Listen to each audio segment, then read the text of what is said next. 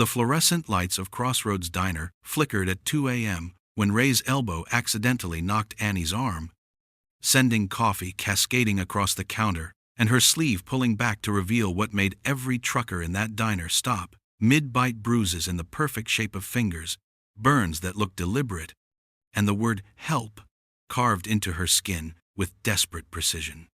Over the next 15 minutes, you'll discover how a group of truckers orchestrated the most brilliant rescue without ever confronting the monster who held her captive. If you saw someone desperately needing help but knew that direct action could get them killed, what would you do?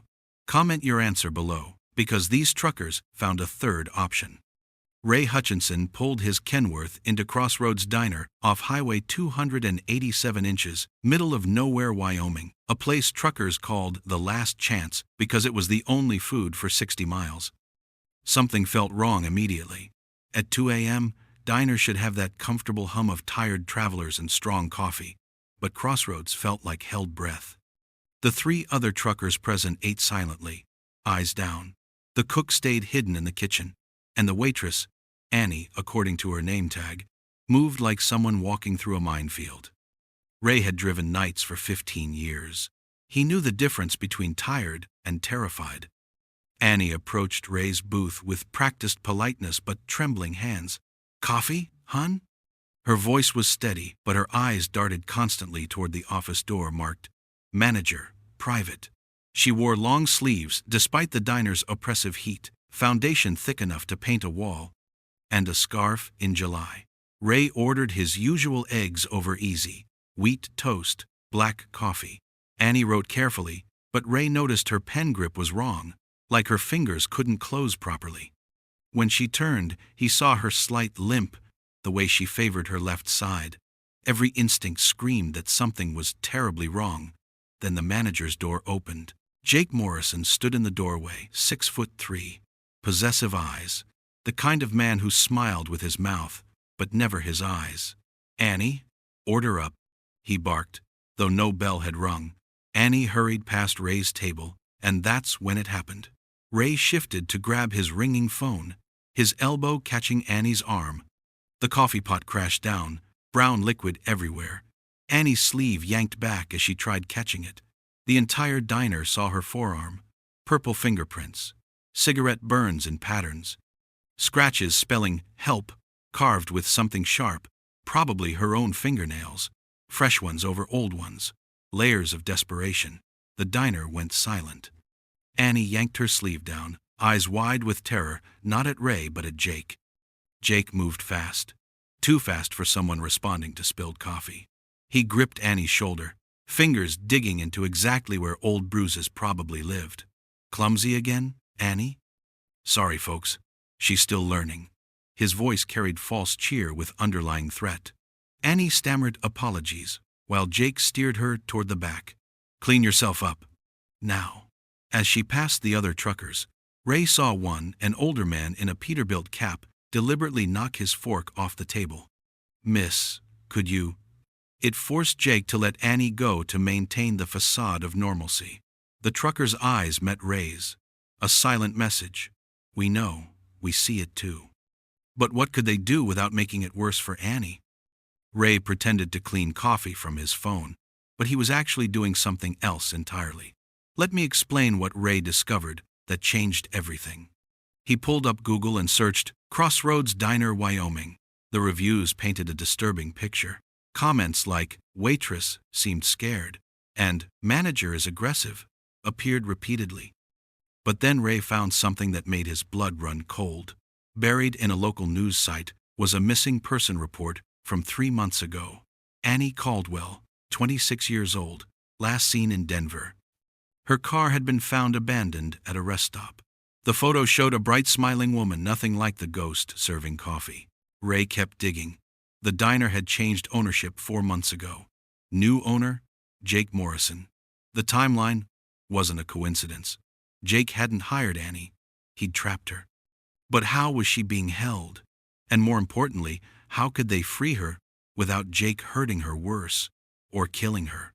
Ray needed answers, and fast. The cook, an older Hispanic man named Miguel, emerged to mop up the spilled coffee. As he passed Ray's table, he whispered without looking up, his voice barely audible. "Don't be a hero, friend." Last trucker who tried to help, Jake told cops the man was harassing her. Trucker got arrested. Annie got punished worse. Miguel kept mopping, his movements casual, but his words were urgent. She can't leave. He has her documents, her money, threatens her family back in Denver, says he has connections to find her anywhere she runs. Miguel moved on quickly, but the message was crystal clear. Direct confrontation wouldn't work. Jake had the situation locked down through fear and isolation. The law wouldn't help, Jake would spin it, and Annie was too terrified to speak against him. Ray, our trucker protagonist, realized they needed something smarter. Something that removed Jake from the equation entirely without him ever seeing it coming. Ray watched Annie return from the back. Makeup touched up, but fear still radiating from every movement. He spoke carefully, quietly, as she refilled his coffee. "The toast is perfect, just like my daughter used to make." Annie's hands stilled for just a moment. Ray continued, his voice casual but deliberate. "She lives in Denver now, doing well. Sometimes people worry about her, but she always finds a way to let us know she's okay." Annie's eyes filled with tears she couldn't let fall. She understood. Ray knew who she was. He knew she was the missing woman from Denver. "More coffee?" she asked, her voice barely steady. "Please. And maybe you could recommend what's good here. I trust your judgment." Annie leaned in slightly, pretending to point at the menu. Her whisper was so quiet Ray almost missed it. "The special tonight is to go only. Kitchen closes at 3. Back door's broken, doesn't lock properly from the outside." She moved away quickly, but the message was delivered. Ray checked his watch. 2:15 a.m. They had 45 minutes to create an opportunity for escape. If you believe in smart justice over violent confrontation, subscribe now for more true rescue stories. Hit the bell and share this with someone who believes in protecting the vulnerable. Now watch how truckers outsmarted a predator using nothing but CB radios and coordination. Ray stepped outside into the cold Wyoming night, supposedly for a smoke, but he had a different plan. He climbed into his Kenworth and grabbed his CB radio. "Breaker, breaker. This is Night Owl, at Crossroads. Need the Breakfast Club special." Repeat, Breakfast Club special, at Crossroads Diner, Highway 287. It was code that truckers used for emergency situations requiring multiple witnesses and help. The responses came fast through the static. Roadrunner, 15 minutes out. Big Mountain, 20 minutes out. Jersey Devil, heading your way now. But Ray wasn't assembling a fighting force. Violence would only get Annie killed. He was creating something far more effective, a coordinated distraction that would give her the chance to escape. Now, here's where Ray's plan got brilliant. Ray made another call, this one to his dispatcher back in Montana. His dispatcher had connections, specifically a brother who worked for the Wyoming Health Department. "Need a favor," Ray said. "Anonymous tip about serious health violations at Crossroads Diner. We're talking about food safety issues that need immediate inspection." His dispatcher understood immediately. In trucker code, when someone called in health violations at a specific location in the middle of the night, it meant something darker was happening. Something involving a human predator. "I'll make calls," the dispatcher said. "Give me 30 minutes to get someone there. Can you keep eyes on the situation?" "Already on it," Ray confirmed. The pieces were falling into place. But they needed Jake completely distracted and unable to notice what was happening in his own kitchen. By 2:45 a.m., 6 trucks filled the parking lot of Crossroads Diner. To Jake, it must have looked like his lucky night. Lots of customers meant lots of money. The truckers entered in intervals, each ordering complicated meals, keeping Jake busy at the register and visible to everyone. Ray watched Jake getting frustrated but unable to leave his post with so many customers to manage. Then came the masterpiece. A trucker named Big Mountain, a massive man with a voice like rolling thunder, suddenly shouted from his booth, "Hey, there's something in my pie. Is that glass?" He demanded to speak with the manager personally, threatening to call corporate, his lawyer, even the health department. Jake had no choice but to manage the situation personally. His full attention focused on damage control and keeping Big Mountain from making a scene.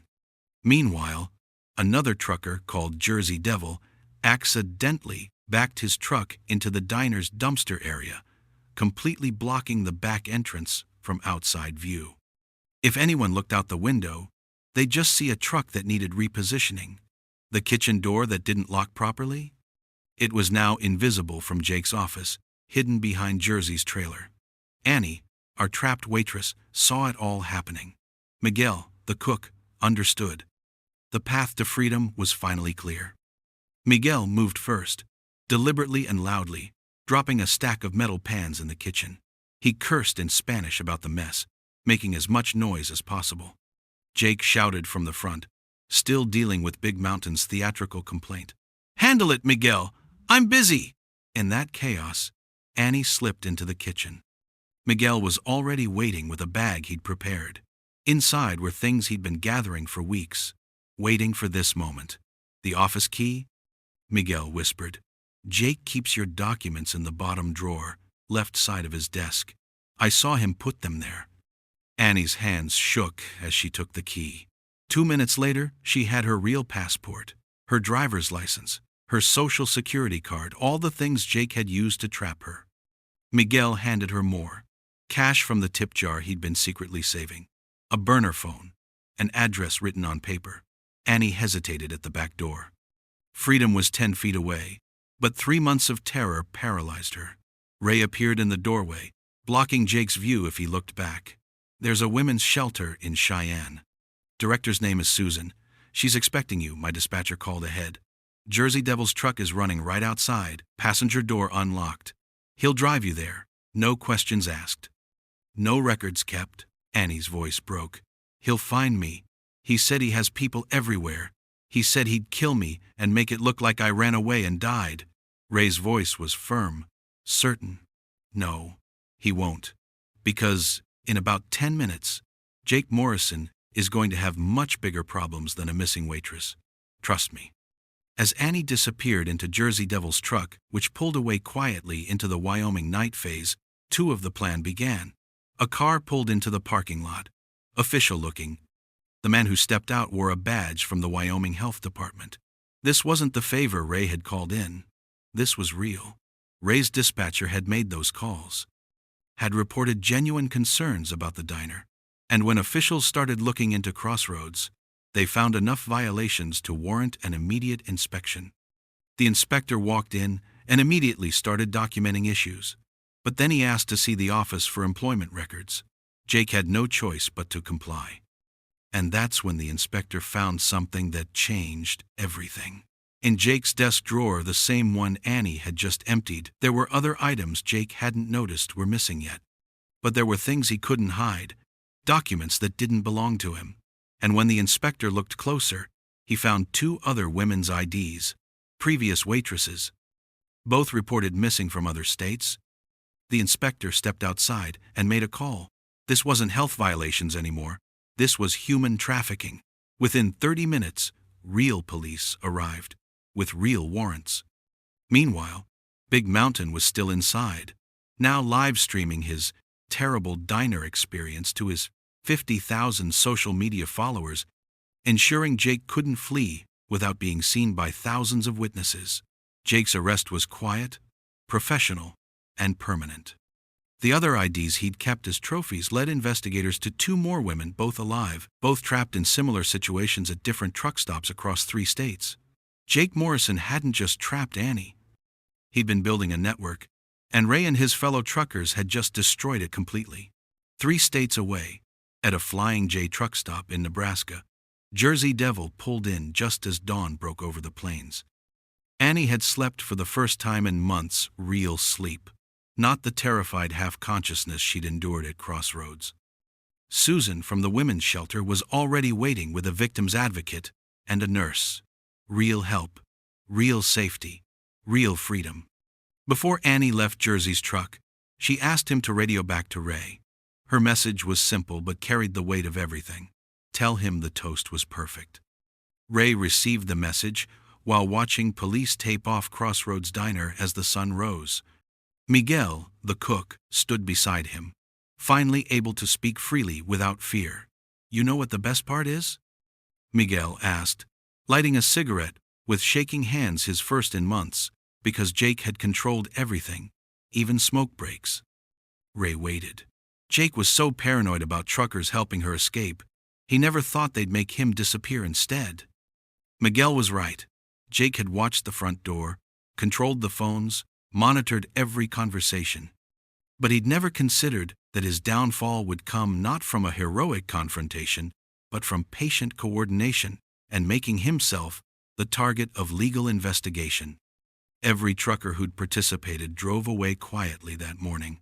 No hero speeches, no glory, no names in newspapers, just another night of protecting the innocent on America's highways. That's how the Brotherhood of the Road works: quiet, coordinated, effective. That night at Crossroads Diner proved something important about rescue. It doesn't require violence or confrontation. It requires intelligence, coordination, and the courage to act when action is needed. 6 truckers, 1 cook, and a dispatcher 3 states away saved Annie Caldwell without throwing a single punch.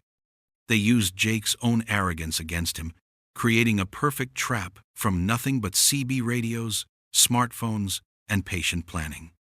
Annie now works at a different diner, a safe one, in a city where she chose to be under her own name again. She serves coffee without fear, wears short sleeves in summer, and smiles like she means it. Her family in Denver cried for 3 days straight when she called them. And sometimes, when a trucker orders eggs over easy with wheat toast, she makes it absolutely perfect and whispers 2 words: "Thank you." The brotherhood and sisterhood of the road continues, watching, protecting, and sometimes, when the situation calls for it, orchestrating small miracles at 2 a.m. on forgotten highways. Because that's what heroes do. Not with capes or glory, but with CB radios, coordination, and the absolute refusal to look away when someone needs help.